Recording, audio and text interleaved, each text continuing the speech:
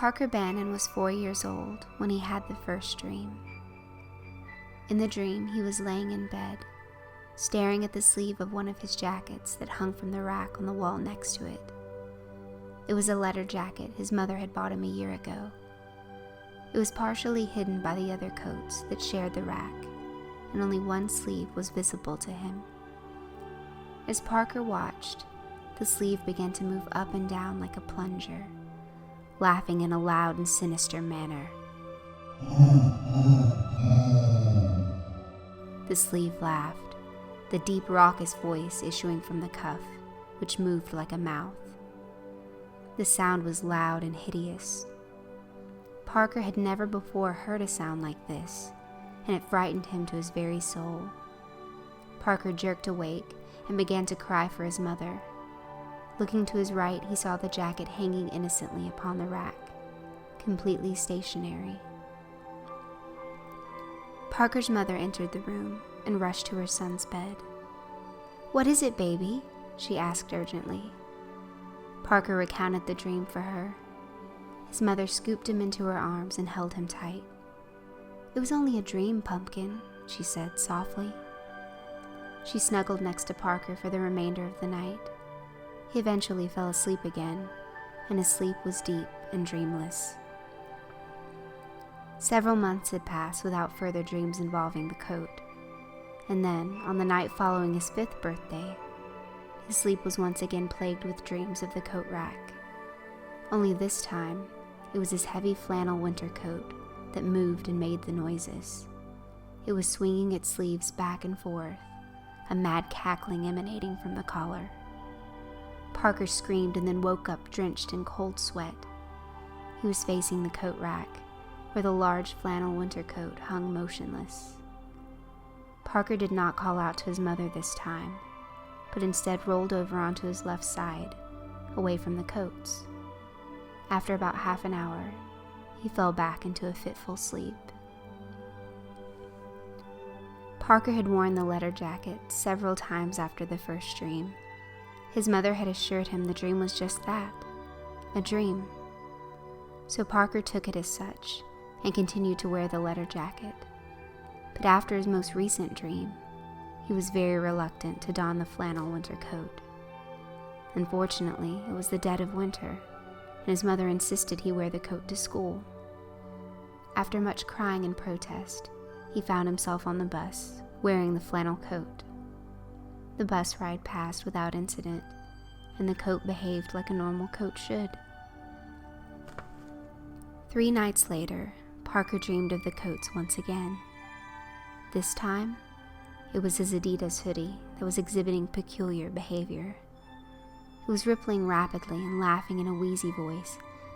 "Hee hee hee," said the hoodie, and reached over and smacked the boy hard across the face.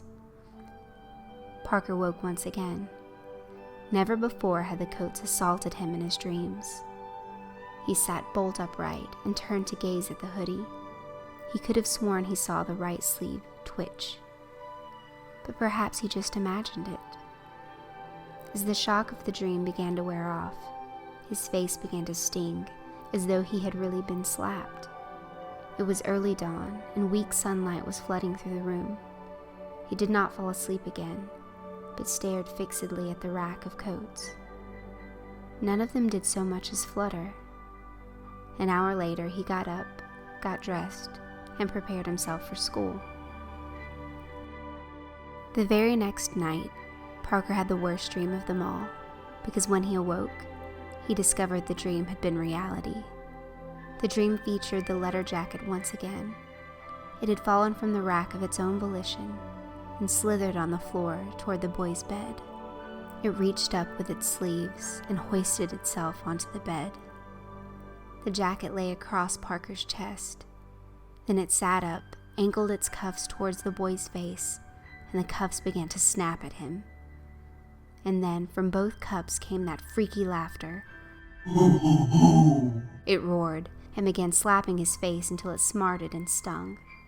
He jerked awake, his face burning. He made to push the blankets off of him, only to find himself holding the letter jacket. He screamed and flung it at the opposite wall.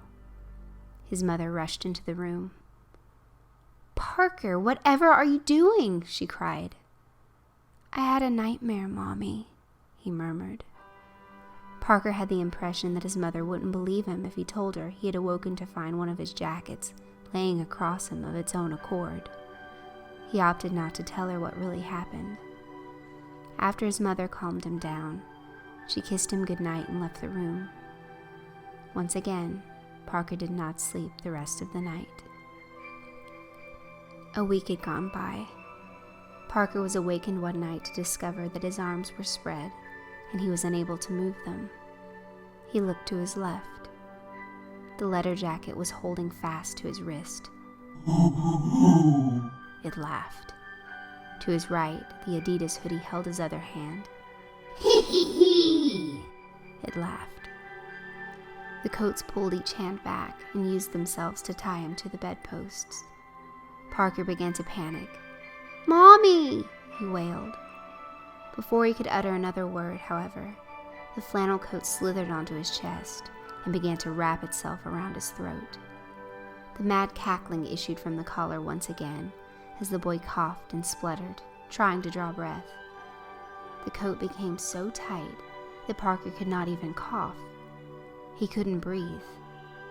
Lights were beginning to pop before his eyes. His legs became rigid and began to twitch. He was slipping into darkness. The last thing Parker heard before losing consciousness was the roaring laughter of the coats. Parker's mother went into his bedroom the next morning to wake him up for school. Having not heard his cry for help the previous night, or the laughter of the coats, she had no idea what she was about to discover. She was therefore shocked to find her son dead, with his arms held out with purple lesions on his neck and wrists. His eyes were rolled up into his head, the whites now a dark crimson. "Parker," she said shakily, slowly approaching her son's lifeless form. "Parker?" No response. Then the cold horror of what she was seeing washed over her finally. Her baby was dead. "Parker!" She laid her head across the boy's chest and sobbed hysterically. She would never know what happened. And next to her hung the coats, limp, innocent, and inanimate.